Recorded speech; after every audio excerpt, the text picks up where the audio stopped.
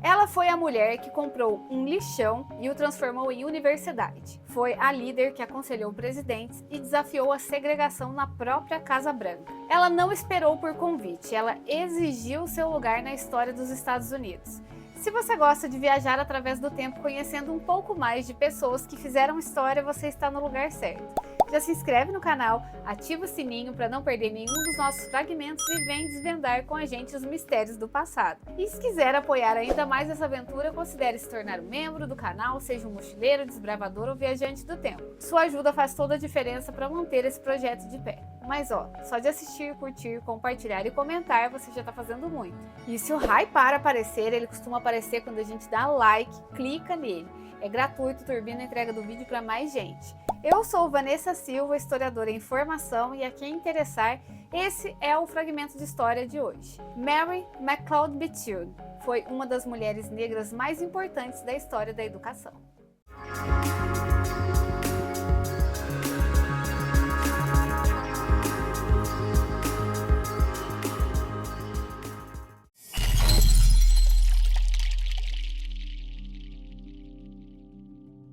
Bom, estamos aí no mês que tem o Dia da Consciência Negra, celebrado no dia 20 de novembro.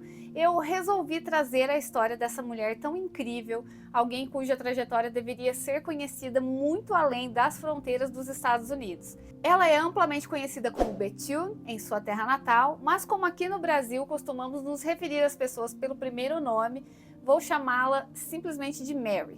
Antes de se tornar uma gigante nacional, ela começou em condições humildes. Nasceu em 1875, na Carolina do Sul, a 15ª de 17 filhos de Sam e Patsy McLeod, ambos ex-escravizados que conseguiram comprar um pedaço de terra de seus antigos senhores. Sua força foi moldada por sua mãe e avó, mulheres que lhe repetiam que ela era especial. Desde cedo, Mary percebeu que crianças negras tinham menos acesso e menos oportunidades. Essa diferença ficou brutalmente clara em um episódio que ela jamais esqueceu. Durante uma visita à casa dos antigos donos de escravos, uma menina branca a repreendeu por pegar um livro dizendo: "Larga isso, você não sabe ler". Aquela frase não a humilhou, mas agiu como uma revelação.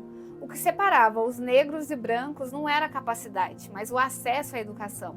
Aquele momento foi a semente da sua missão de vida. Desde muito cedo, Mary conheceu o peso do trabalho pesado e a dureza da injustiça. Quando tinha apenas 12 anos, ela testemunhou algo que marcou a sua vida. Viu aterrorizado uma multidão branca tentar linchar um homem negro por um motivo absurdo. O linchamento só não aconteceu porque o xerife interveio no último segundo. Anos depois, ela diria que ali aprendeu duas coisas: os efeitos devastadores da violência racial e a importância de reconhecer os poucos aliados brancos que existiam. Aqueles que ela chamava de homens calmos de autoridade. Mas aquele episódio acendeu algo dentro dela. Aquilo não podia ser normal, não parecia certo esse destino. E foi com esse sentimento que Mary decidiu romper aquele muro, começando pelo mais poderoso de todos, a educação. Em 1886, ela passou a frequentar a escola missionária Trinity, uma pequena escola de uma única sala para crianças negras em Maysville, administrada pelo Conselho Presbiteriano de Missões de Libertos e fundada por Emma Jane Wilson. Todos os dias, Mary caminhava cerca de 8 quilômetros para chegar à escola.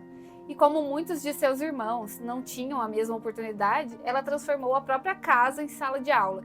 Ensinava tudo o que aprendia, primeiro para os pais, depois irmãos, depois vizinhos, e logo ela estava batendo de porta em porta, alfabetizando agricultores como se cada palavra fosse um ato silencioso de resistência. Aprender a ler virou missão, e ao lado disso surgiu uma mentora essencial, a própria Emma Jane Wilson. Foi ela que viu o potencial de Mary e a ajudou a conquistar uma bolsa de estudos para o seminário Scotia, onde Mary estudou de 1888 a 1894. Depois seguiu para o Instituto Bíblico Moody, em Chicago, de 1894 a 1895, sonhando em se tornar missionária na África. O pedido foi negado, não por falta de vocação, mas por causa da cor da sua pele. Mesmo assim, Mary transformou o não em impulso. Em vez de cruzar os braços, encontrou outro caminho para a sua vocação: tornou-se professora no Instituto Haynes, em Augusta, na Geórgia, e ali pela primeira vez começou a perceber que a sua missão não era cruzar o oceano, era transformar o país onde vivia. Mary se casou com Albertus Bettieux em 1898 e passou a usar o sobrenome que a acompanharia pelo resto da vida. O casal se mudou para Savannah, na Geórgia, onde ela trabalhou como assistente social antes de seguirem para a Flórida. Ali nasceu o único filho dos dois, Albert. Um ministro presbiteriano chamado Coiden Harold Huggins sugeriu que o casal se mudasse para Palatka, também na Flórida, para administrar uma escola missionária. Eles aceitaram. Em 1899, Mary assumiu a direção da pequena escola e começou também um trabalho de apoio aos prisioneiros da região. Antes disso, ela havia passado por experiências que moldaram sua visão como educadora. Lecionou brevemente em sua antiga escola no condado de Sumter e também no Haynes. Esse último, uma instituição administrada por Lucy Craft Lane, filha de ex-escravizados e uma das maiores educadoras negras do período. Lane conduziu sua escola com disciplina, fé e uma energia inesgotável. Mary saiu profundamente marcada por sua liderança. Depois diria que Lane dominava a sala de aula como a arte de uma mestra. A partir dali, Mary adotou muitas das suas ideias: a valorização da educação de meninas e mulheres, a formação moral e o ensino prático. Mas acrescentou algo que seria sua marca: o compromisso com o ativismo político. Depois de se casar e mudar para a Flórida, Mary decidiu que era hora de realizar seu maior sonho: fundar uma escola para meninas negras. Naquele período, os Estados Unidos viviam sob as chamadas Leis Jim Crow, um conjunto de normas estaduais e locais que impunham a segregação racial, principalmente no sul do país. Essas leis separavam brancos e negros em praticamente tudo: escolas, ônibus, trens, hospitais, restaurantes, banheiros, bebedouros e até nas praias. A justificativa oficial era a ideia de separados, mas iguais. Mas na prática, os serviços e espaços destinados a pessoas negras eram sempre inferiores, mal financiados e cheios de restrições. Esse sistema durou quase 90 anos, da reconstrução pós-guerra civil no final do século XIX até ser derrubado gradualmente pelo movimento dos direitos civis, especialmente na década de 1960. Foi nesse cenário de desigualdade profunda que Mary decidiu abrir uma escola, um ato de coragem, resistência e visão. Ela deixou Palatka e foi para Daytona, uma cidade em crescimento, movimentada por turistas e oportunidades econômicas. Começou ali em outubro de 1904, ela alugou uma casinha simples, transformou caixas em bancos e com apenas 6 alunas, incluindo seu filho Albert. Pouco tempo depois, em 1907, seu marido deixou a família e voltou para Carolina do Sul. Nunca se divorciaram, mas Mary seguiria sua jornada sozinha. A escola ficava ao lado do lixão de Daytona e foi justamente ali que Mary começou a expandir seu sonho. Ela arrecadava dinheiro vendendo tortas de batata doce e sorvete para os trabalhadores locais e juntou o suficiente para comprar mais terrenos do próprio lixão. Contratou mão de obra para construir o prédio de tijolos que chamou de Salão da Fé, pagando parte do trabalho com mensalidades gratuitas. Em 1918, o salão estava pronto, junto com um prédio de 2 andares e um auditório. Mais tarde, Mary mandou construir outro edifício para receber também rapazes que buscavam educação. Nos primeiros anos, nada era simples. As alunas faziam tinta de caneta com suco de sabugueiro, lápis com madeira queimada e pediam móveis ao comércio da cidade. Mesmo assim, a escola crescia. Mary dizia que o dinheiro era o menor dos seus recursos, ela tinha fé em Deus, fé em si mesma e um desejo inabalável de servir. A escola crescia muito rápido. As igrejas negras locais ajudavam com doações de dinheiro, equipamentos e até mão de obra. Em pouco tempo, Mary já ensinava mais de 30 meninas e em 2 anos mais de 250 alunas estavam matriculadas. Para garantir a sobrevivência da instituição, ela buscou apoio também entre a elite branca de Daytona. Convidou mulheres influentes de clubes sociais e homens poderosos para o conselho da escola, estratégia que abriu portas e financiamentos. Em 1912, o educador Booker T. Washington reforçou a importância dessas alianças, algo que Mary já vinha fazendo com habilidade. O currículo da escola era rígido e voltado para a autossuficiência. As alunas acordavam às 5h30 da manhã para ler a Bíblia e tinham um currículo rigoroso. que unia formação moral, economia doméstica, trabalhos industriais e matérias acadêmicas como ciências e matemática, e terminava às 9 horas da noite. Mary nunca parou de buscar apoio. Ainda vendia suas famosas tortas para arrecadar fundos, mas também se aproximou de filantropos importantes, e seu vínculo com Franklin e Eleanor Roosevelt facilitou muitas dessas conexões. Entre os grandes doadores esteve o magnata e filantropo John Rockefeller. Em 1923, a escola de Mary se uniu ao Instituto Cookman, formando a primeira faculdade mista para negros na Flórida. Ela se tornou presidente, um feito extraordinário para uma mulher negra na época. A fusão foi concluída em 1925, criando o Instituto Colegial Daytona Cookman. Mesmo durante a Grande Depressão, a escola renomeada para a Universidade Bethune-Cookman conseguiu sobreviver, um feito raro, e continuou atendendo aos padrões educacionais da Flórida. Na década de 1930, Mary trabalhou com outras lideranças do estado para garantir apoio federal. Entre 1936 e 1942, ela precisou dividir o seu tempo com funções em Washington, o que reduziu seu envolvimento direto e trouxe dificuldades financeiras para a instituição. Ainda assim, em 1941, o colégio conquistou um currículo completo de 4 anos e o status oficial de faculdade. No ano seguinte, esgotada pelas responsabilidades, Mary deixou a presidência, mas o alcance dessa mulher ia muito além da educação. No início do século XX, pessoas negras não eram atendidas nos hospitais de Daytona Beach. A situação se tornou insustentável quando uma das suas alunas, com apendicite, quase ficou sem tratamento. Depois de convencê-los a realizar o atendimento, Mary decidiu que aquilo nunca mais ia acontecer. Encontrou uma cabana próxima ao campus, mobilizou apoiadores e comprou o espaço. Assim nasceu em 1911 o Hospital McLeod, o primeiro hospital para negros da cidade. Começou com apenas 2 camas e poucos anos depois já tinha 20. Médicos negros e brancos trabalhavam lado a lado, junto com as alunas de enfermagem de Mary, e o hospital salvou inúmeras vidas durante seus 20 anos de funcionamento, em emergências como a explosão em um canteiro de obras e a gripe de 1918. O hospital foi essencial para toda a comunidade negra e branca. Mary também tornou a biblioteca da escola aberta ao público, criando a primeira biblioteca gratuita da Flórida acessível a pessoas negras.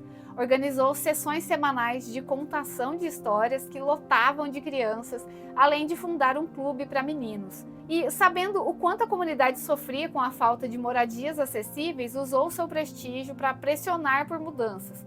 Se tornou a primeira mulher negra no conselho de habitação da cidade e conseguiu a construção de um conjunto habitacional próximo à escola. No campo do ativismo, Mary mergulhou na luta pelo voto feminino e pela participação política das pessoas da sua comunidade, acreditando que cidadania plena começava com o direito ao voto. Em 1912, se juntou à Liga pelo Sufrágio Igualitário, braço sufragista da Associação Nacional de Mulheres Negras, trabalhando pela ampliação dos direitos políticos, mesmo antes de poder votar. E só para explicar, o significado de sufrágio é simplesmente o direito de votar.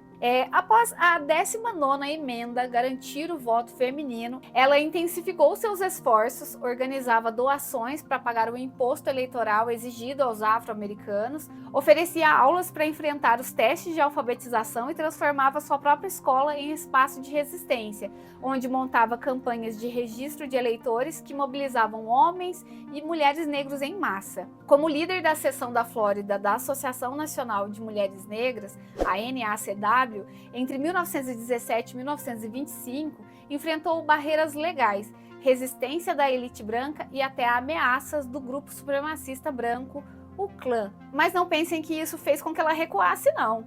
Esse compromisso com a justiça social se refletiu também na liderança que exerceu dentro dos clubes de mulheres negras. Entre 1920 e 1925, presidiu a Federação Sudeste de Clubes de Mulheres Negras, expandindo projetos para ampliar oportunidades para mulheres no sul dos Estados Unidos. Seu destaque a levou, em 1924, à presidência nacional da NACW, onde enfrentou dificuldades financeiras com uma visão ousada, adquirir uma sede própria. Sob sua direção, a NACW comprou uma casa na Avenida Vermont, em Washington, D.C. profissionalizando sua estrutura e fortalecendo a atuação em todo o país. Seu nome ganhou ainda mais projeção quando começou a participar de debates na Casa Branca. Quando Mary assumiu a presidência da Federação Sudeste de Clubes de Mulheres Negras em 1920, o grupo buscava algo ousado: dialogar com mulheres brancas do Sul para construir alianças na luta por direitos para as mulheres negras. Na conferência em Memphis, porém, essa união mostrou os seus limites. Enquanto todas concordavam sobre educação, trabalho doméstico e bem-estar infantil, o clima mudou quando o tema foi sufrágio negro. As mulheres brancas tentaram barrar a resolução que defendia o voto das mulheres negras. Em resposta, a federação publicou o panfleto Mulheres Negras do Sul e Cooperação Racial, listando suas demandas: educação digna, proteção contra linchamentos, melhores condições de trabalho e, é claro, o direito ao voto. Mesmo após a aprovação da emenda que garantiu o sufrágio feminino, o grupo continuou ajudando mulheres negras a se registrar, enfrentando uma avalanche de barreiras: testes de alfabetização manipulados, taxas eleitorais caras, exigências burocráticas e todo tipo de artifício criado para impedir o voto das pessoas negras no sul dos Estados Unidos. Em 1935, Mary deu mais um passo decisivo ao fundar em Nova York o Conselho Nacional de Mulheres Negras, o NCNW. Ela reuniu representantes de 28 organizações para unir forças em uma missão clara: melhorar a vida das mulheres negras e fortalecer suas comunidades. Mary descrevia o conselho como uma visão quase profética: um espaço para promover liberdade, progresso e a integração plena de todos os cidadãos na vida nos Estados Unidos, independente de raça ou de origem. Graças à sua pressão e articulação política, a NCNW garantiu a permissão para que mulheres negras se tornassem oficiais no corpo feminino do Exército. Ela também atuou diretamente na guerra como assistente especial do secretário da Guerra, deixando claro que sua influência não tinha limites. Na década de 1990, a sede da NCNW foi transferida para a Avenida Pensilvânia, em Washington, um simbolismo poderoso entre a Casa Branca e o Capitólio. Já a antiga sede, onde Bethune chegou a morar, se tornou um sítio histórico nacional, preservando a memória da sua liderança. Durante o governo Roosevelt, a Administração Nacional da Juventude, a NYA, foi criada para oferecer trabalho e assistência a jovens desempregados entre 16 e 25 anos. E Mary não só abriu o caminho dentro dessa estrutura, ela a transformou.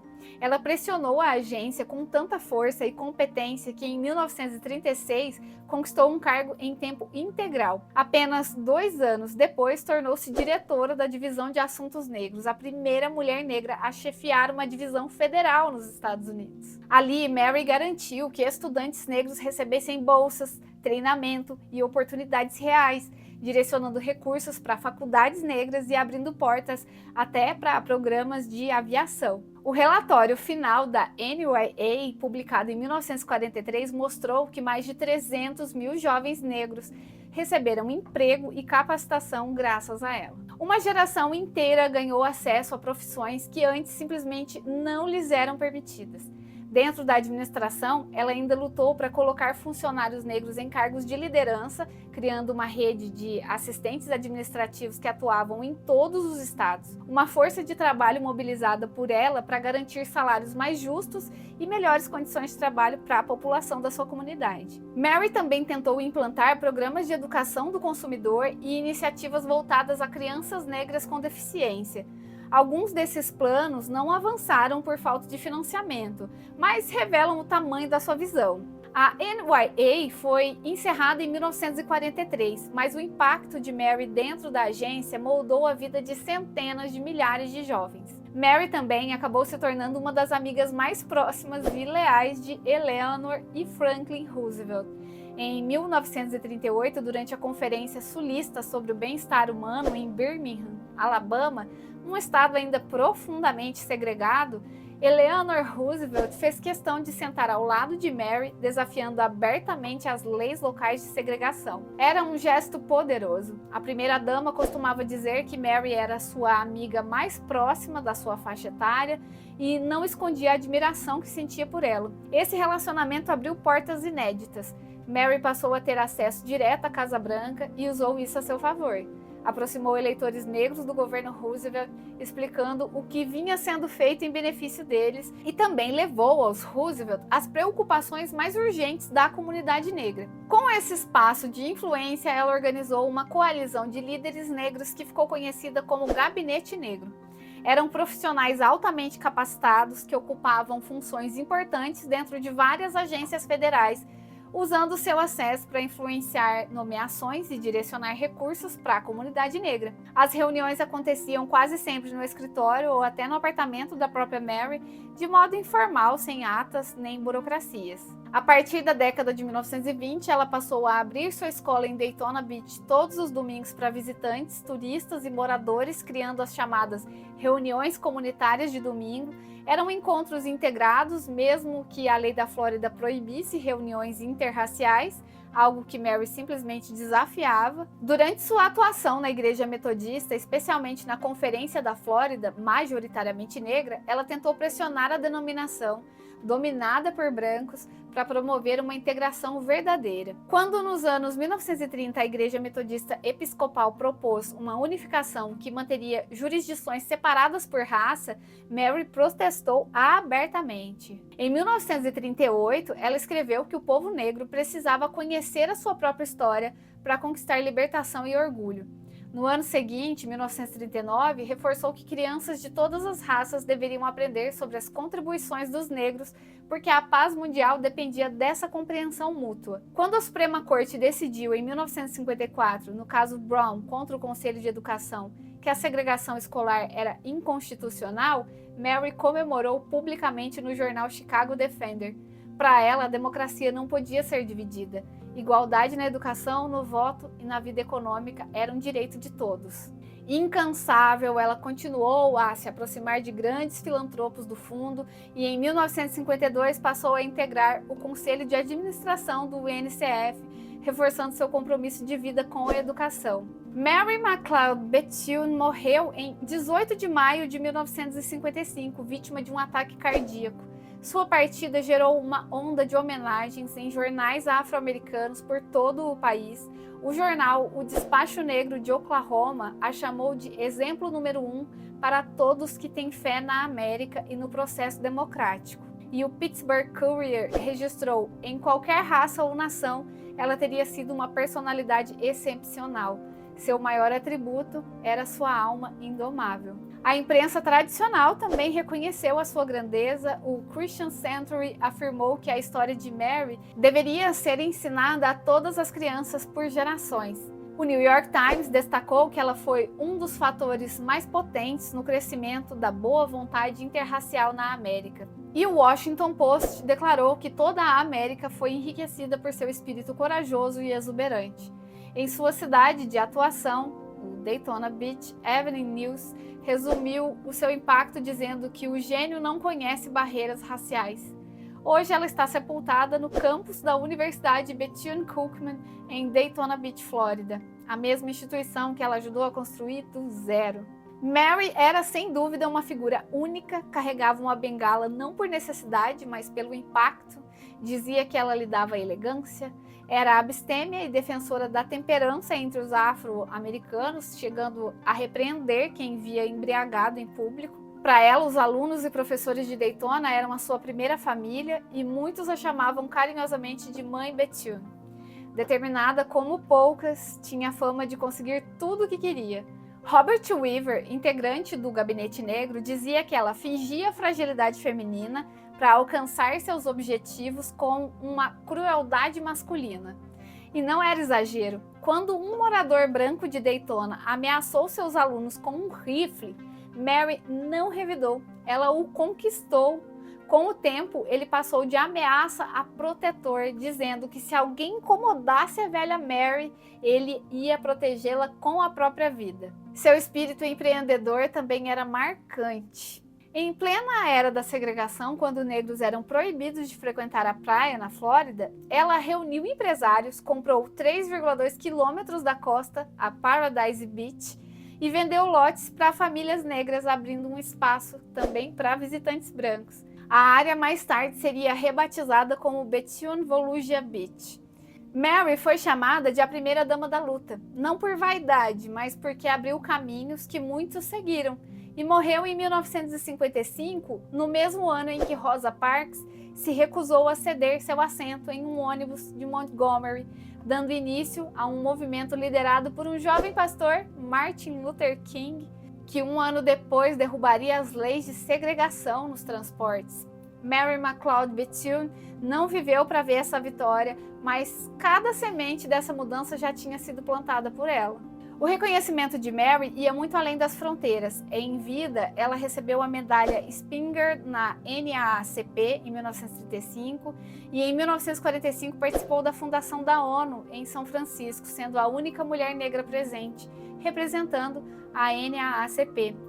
Sua influência internacional era notável. Em 1949, tornou-se a primeira mulher a receber a Ordem Nacional de Honra ao Mérito do Haiti. Ao longo da carreira, Mary aconselhou 5 presidentes dos Estados Unidos. Após sua morte, seu legado foi amplamente reconhecido. Ela entrou para o Hall da Fama Nacional das Mulheres em 1973 e em 1974 foi inaugurado em Washington o Memorial Mary McLeod Bethune, o primeiro monumento dedicado a uma mulher ou a uma afro-americana em um parque público do Distrito de Colômbia. Em 1991, até uma cratera em Vênus recebeu o seu nome. Ao longo das décadas, o legado de Mary foi celebrado em todo o país, com inúmeras escolas e parques levando seu nome. Um dos marcos mais significativos de sua honra póstuma ocorreu em 2018, quando a Flórida a escolheu para representar o estado na coleção nacional de estátuas no Capitólio, nos Estados Unidos, substituindo um general confederado. A obra da artista Nilda Comas foi inaugurada em 2022, tornando Mary a primeira afro-americana a ter uma estátua na coleção. Uma segunda versão da estátua foi instalada em Daytona Beach, à beira do rio, simbolizando sua conexão com a cidade que a viu crescer. E aqui chegamos ao fim de mais uma história. Estima-se que Mary McLeod Bethune tenha alfabetizado milhares de pessoas. Mas se a gente for contar aquelas que ela inspirou, libertou, guiou e despertou, o seu impacto simplesmente não cabe em números. Mary não transformou apenas vidas, ela expandiu horizontes, abriu portas que antes nem existiam e mudou a própria noção do que era possível para uma mulher negra nos Estados Unidos. Sua história nos lembra algo poderoso. Mary provou isso em cada passo, em cada sala de aula improvisada, em cada jovem que enxergou o futuro, onde antes só havia silêncio. Ela partiu antes de ver o movimento pelos direitos civis transformar os Estados Unidos, mas foi ela quem acendeu muitas das primeiras luzes desse caminho. E hoje, cada escola com seu nome, cada estudante que cruza uma porta, graças a uma bolsa, cada voz que se levanta por educação e dignidade, tudo isso ainda carrega um pedaço de Mary. Algumas vidas, como a dela, continuam trabalhando mesmo depois que se vão. E é justamente por isso que eu escolhi contar essa história nesse mês da consciência negra, porque falar de Mary é entender que nada do que ela conquistou foi fácil e que para o povo negro o caminho quase sempre foi mais longo, mais pesado e mais injusto. Eu, como mulher branca, meu papel não é falar por ninguém, mas reconhecer os privilégios, ouvir, aprender e usar a minha voz com responsabilidade. Não basta não ser racista, é preciso ser antirracista, agir, questionar, apoiar, abrir espaço e fazer a nossa parte para que histórias como a de Mary não sejam exceções, mas sementes. Que essa narrativa não seja um ponto final, mas um convite a conhecer mais e se posicionar mais, caminhar com mais consciência. Porque luta pela igualdade não é uma pauta apenas do povo negro, é um dever de todo mundo. E a memória de Mary McLeod Bethune continua acesa exatamente para nos lembrar disso. Eu espero que vocês tenham gostado de conhecer a história dessa mulher incrível. Me conta aqui nos comentários o que vocês acharam, eu vou adorar saber a opinião de vocês. Se esse vídeo te ensinou alguma coisa, já curte, compartilha com alguém que possa gostar. E se inscreve para continuar viajando no tempo comigo. Na descrição vocês encontram as fontes nas quais baseamos nosso roteiro de hoje. Eu fico por aqui, uma ótima semana para todos vocês, meus queridos viajantes, e até a próxima história.